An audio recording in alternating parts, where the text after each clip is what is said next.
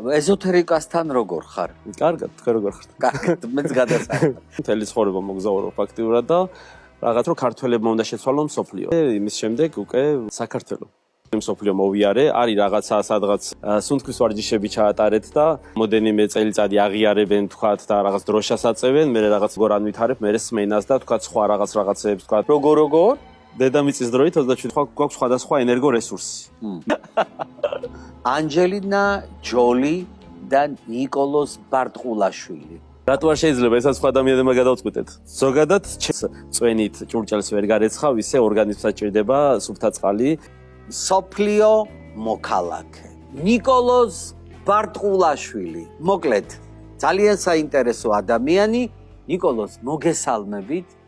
დიდი მადლობა მინდა გადაგიხადოთ. რატომ ქვია მსოფლიო მოქალაქე? მსოფლიო მოქალაქე, ბავშვობიდან მსოფლიო მოქალაქე თვლიდი ჩემ თავს, იმიტომ რომ ამ ხელავეებ ერთელა სამყაროში ისედაც ერთი ბეწო პლანეტაზე ვცხოვრობთ და აქაც რო კიდე გავყოთ, მე ცოტა არ მიმაჩნდა სწორად, როდესაც შევისწავლე უკვე სამყაროს მასშტაბები, მიახლოებით, იმიტომ რომ სამყაროს მასშტაბები არავინ არ იცის, უსასრულოა რა და მაგიტომაც ანუ მსოფლიო მოქალაქეები ვართ ყველანი, მე ესე ვთვლი. და უფრო ღრმად მე ვსწავლობდი ბავშვობიდან, მოგზაურობდი, მთელი ცხოვრება მოგზაურობ ფაქტიურად და რაღაცა 121 ქვეყანა რომ მოვიარე, იმის შემდეგ უკვე ვთქვათ ეს საბუთის დავიმსახურე, სამყარო მაჩქარა მე ესე ვთვლი და ეხლა უბრალოდ უვიზოთ მოგზაურობ, ამაში მეხმარება ეს საბუთი თორე და პასპორტი როგორი გაქვს? პასპორტი, ჩვეულებრივი პასპორტისავით არის, უბრალოდ იქ 7 ენაზე აწერია, რომ ანუ მსოფლიო პასპორტი ესე აწერია და ანუ ეს იმის საშუალებას მაძლევს, რომ ვიზოთ მოგზაურო მთელ მსოფლიოში. რამდენ ქვეყანაში ხარ სულ დამყოფი? ეხლა ამ ეტაპზე 182. ყველგან გაჩერდი თუ აი რომ გაიარე და ისიც ითვლება. ეს გააჩნდა ქვეყნის სიღრმეს, რამდენად ღრმა ქვეყანა არის. დიდ ქვეყნებში, დიდ არა, უფრო ღრმა ქვეყნებში ცოტა დიდხანს შეგვი ხოლმე რა. რამდენი წელი დაგჭირდა ეს 182 ქვეყანა რომ გენახა? ფაქტიურად გამოდის, რომ 18-20 წელი ანუ სულ მოგზაურობ რა. რამდენი ქვეყანა დაგრჩა მოსავლელი?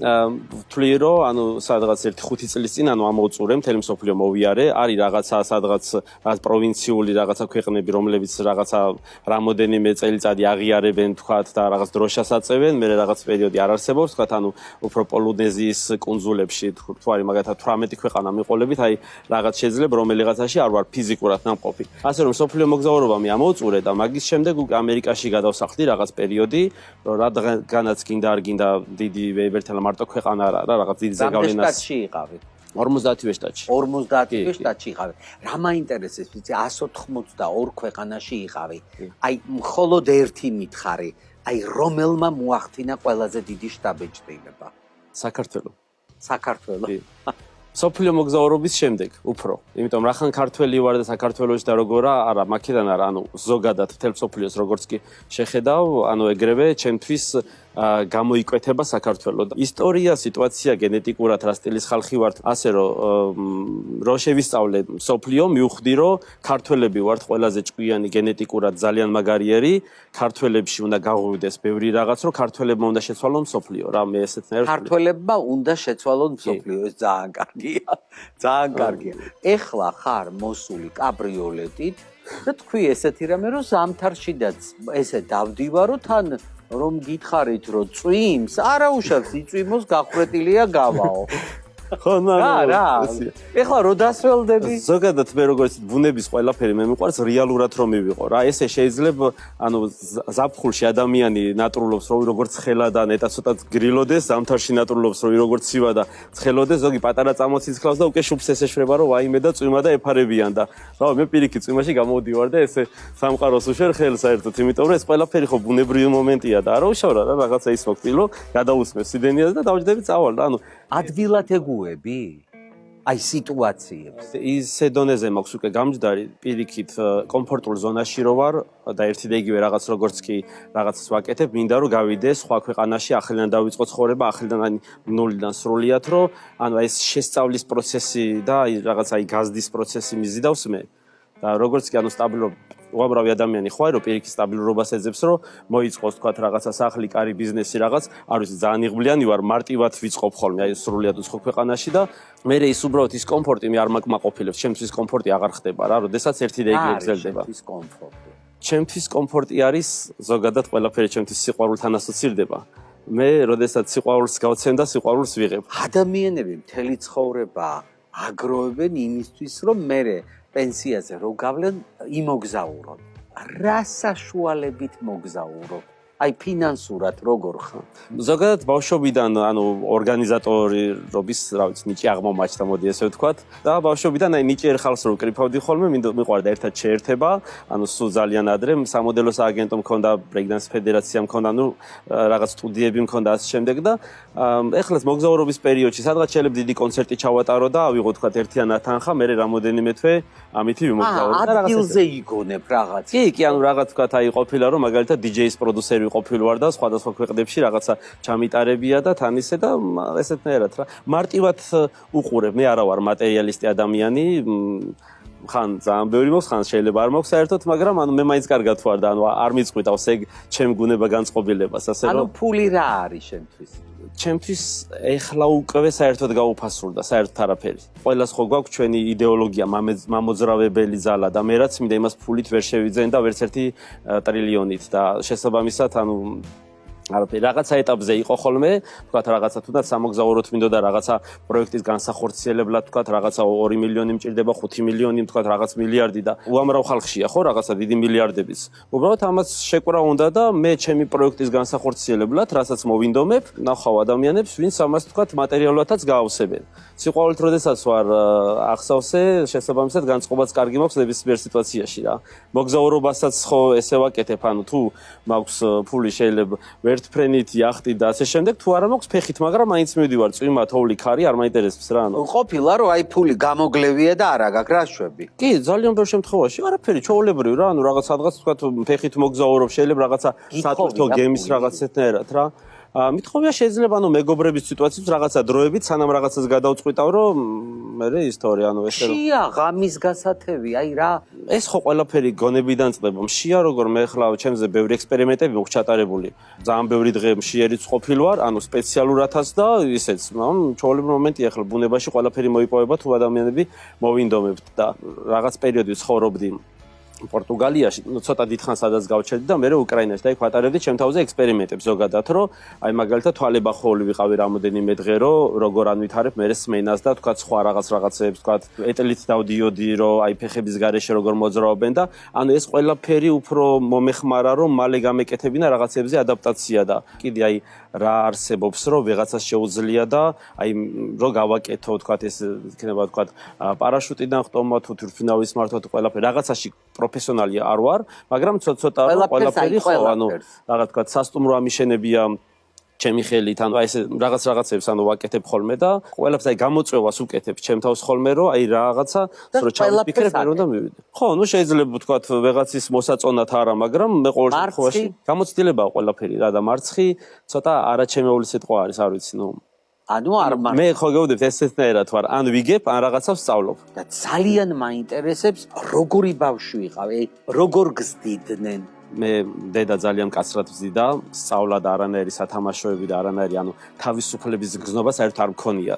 და ჩემი აზრით ეს მომეხმარა რომ მე ვთქვათ ესე ვერებ სოფლიო მოვიარე, იმიტომ რომ ერთი და ერთი როგორც კი აი თავისუფლება ვიგრძენი, მინდოდა რომ რაც შეიძლება შორს წავსულიყავი და ანუ არავის არ გავეკონტროლებინა, არავის არ დაერეკა სათხარ და ასე შემდეგ. ეგ ცუდი იყო თუ კარგი? მე სასიკეთოდ გამოვიყენე. მაგრამ არ იტანჯებოდი იმ წუთში? იმ მომენტში კი შეიძლება. მაგრამ როგორც ყველაფერს რაღაცამდე მივყავარ ჩვენ ცხოვრებაში ისე არაფერი არ ხდება, ну ჩემი აზრით. ბედის წერის თუ გჯერა, იფიქრებდი? რომ აი ამ ხელა მასშტაბებზე გახვიდობი. რამოდენიმე წიგნი მაქვს როგორც იცი და მიჩუქნია კიდე სხვა გადაცემაში, ესეთი ის მაქვს ხოლმე რა, რომ ბედი ეს შემთხვევა არა, ბედი ეს არჩევანია, ბედი ის არის, რასაც არ უნდა ველოდოთ, ბედი ის არის, რასაც უნდა მივახციოთ. ჩვენ ბედს ჩვენ თვითონ ვქმნით, ჩემი აზრით და ეს ყველაფერი პირიქით მე მომეხმარა, მაგრამ თავისთავად იქ ბევრი ცვლილებები ხდება, ბედი შეიძლება რაღაც ჩანს გაძლევს, მაგრამ შენ გამოიყენებ თუ არ გამოიყენებ, მაინც შენზეა დამოკიდებული. ეზოთერიკასთან როგორ ხარ? კარგად, თქვენ როგორ ხართ? კარგად, მეც გადასახადებ. ერთი რამე მინდა გითხრა, ოღონდ ცოტა ისე პასუხი გამეცი. ნამდვილი. თქვენ მიდიოდით, ბილეთიც გქონდათ. მე მინდოდა თქვენი მოწვევა სტუდიაში. მე ჩავიფიქრე, რომ ნეტა ვერ გაფრინდეს და ვერ წახვედით და მოხვედით. თქვით, რომ იღბლიანი ხართ. ამ შემთხვევაში, აი ამ პატარა შემთხვევაში, იღბლიანი მე ვარ თუ თქვენ? ორივე. იმიტომ რომ დიდი რაღაც ენერგიების ერთობით ხდება ყველაფერი. მორიძლერი ადამიანის რაღაცა ფიქრები, ძალები, რაღაცის შეერთებით კიდევ უფრო კარგი რაღაც ხდება რა და ერთი სიტყვით მანძილზე გაგიუქმე ბილეთი. მადლობა მაგისტრის. ანჯელინა ჯოლი და ნიკოლოზ ბარტყულაშვილი. აბა მომიყევი, რა ხდება? განსაკუთრებელი არაფერი, პირადად არ ვიცნობ. კანის კინოფესტივალზე მყავს ნანახი 2011-ში, მაგრამ პირადად არ ვიცნობ. ერთი უბრალოდ, როდესაც ეს მსოფლიო პასპორტი, ჩემს მერე ანჯელინა ჯოლის რომ ისეს ეს გამიხარდა, რატო გამიხარდა? კი, გამიხარდა ის მომენტი, რომ იქამდე სხვა მსოფლიო მოქალაქე ბევრს რომ მეკითხებოდნენ, არ ვიცი, იმიტომ 71 პიროვნება არის საიდუმლო პირი. რაღაც რომ ეთქვა, არ ვიცოდი ვისთვის რა ვიზე შემედარებინა, რაზე შემედარებინა და ისე ვიყავი ხოლმე, რომ ბევრ ერთი რაღაც არ არსებობს ან აღიარებული არ არის, ბევრჯერ ხდება ხოლმე იქ რაღაც კომენტარებშიც, რაღაცა გადაცემებშიც. სულ მაყურებელზე ვარ ორიენტირებული, სულ. გაიგო რომ მსოფლიო მოქალაქე ხარ, გაიგო რომ ბევრს მოგზაურობ, გაიგო რომ შენ ბევრს რაღაცებს ფიქრობ და შენი სამყარო გაქვს. აუცილებლად იკითხავს. სად არის ცოლი, სად არის შვილი, სად არის სიყვარული და ასე შემდეგ. რამდენი წლის ხარ? დედამიწის დროით 37. როგორ? დედამიწის დროით 37 წლის ვარ. დედამიწის დროით და ისე რამდენის ხარ? გააჩნია რას შევადარებთ, იმიტომ რომ დრო ესეთი გაგება ხო არ არსებობს. სხვა რა დრო არსებობს. მაგალითად დედამიწას თუ მთვარეს შევადარებთ, სხვა დრო გამოვა. მარს თუ იუპიტერს შევატარებთ, სხვა დრო გამოვა. მზის სისტემაში ვართ, დედამიწას ვადარებთ მზეს. დაიბადე რამდენი წლის? 1986 წელს ვეფხვის წელიწადში 3 მარტს. ყველა ადამიანს გვაქვს სხვადასხვა ენერგორესურსი. მე რა ენერგორესურსიც ამაქვს, მე ერთ და ორ ადამიანს ვერ მოვახმარ, მე მინდა რომ რაც შეიძლება ბევრ ადამიანს მოვახმარო. მეორე მომენტი ის რომ მე ყველა მიყვარს. და ჩემს გვერდზე გოგონა როდესაც არის ხოლმე და რომ მიყვარს და რომ გავიცნობ სხვას და შემიყვარდება და რომ ვიბნები ნახე როგორი საყვარელია შემიყვარდა რაღაც ესე, ვერ ხვდება რომ როგორიცაც ის გიყვარს თუ მე და არაფერი შენს მიყვარს, მე ყველა მიყვარს ადამიანები მარტივად მიყვარს. ეგრე არ შეიძლება. ეხლა ეგრე არ შეიძლება. რატო არ შეიძლება? ესაც სხვა ადამიანებმა გადავწყვიტეთ. ზოგადად ჩემთვის ძალიან მისიათ ვფიქრობ რომ ქართველები რომ გავამრავლო და ეს ჩვენი გენი რომ გამრავლდეს ძალიან მნიშვნელოვანია ჩემთვის პირადად. უბრალოდ ჯერ კიდე ბევრი რაღაც მინდა ვაკეთო და ეგ მაგაზე ცოტა უფრო ნაკლებად ვფიქრობ ხოლმე. მოდი ეხლა აი მოკლედ რას ეტყოდი ხალხს? ქართველებო, ძალიან მიყვარხართ და ძალიან მინდა რომ გაუფრთხილდეთ თქვენ ჯანმრთელობას, დალიოთ წყალი, სუფთა წყალი, ყველა სითხე, როგორც წვენით ჭურჭელს ვერ გარეცხავ, ისე ორგანიზმსაც ჭირდება სუფთა წყალი, სუნთქვის ვარჯიშები ჩაატარეთ და გაუფრთხილდეთ ერთმანეთს, სიყვარულით ვიცხოვროთ რა. მოკლედ, ძალიან დიდი მადლობა მინდა გადაგიხადო, რომ მადლობა თქვენ. მართლა მიხარია, რომ გაგიცანი, ჩემი მაყურებელი კიდევ ერთხელ გნახავს, ბედნიერ მოგზაურობას გისურვებ. დიდი მადლობა. ჩემო საყვარელო მაყურებელო, ეს გახდათ მსოფლიო მოქალაქე ნიკოლოზ ბარტყულაშვილი. სულ ეს იყო ჩემო ძვირფასო ტელემაყურებლებო.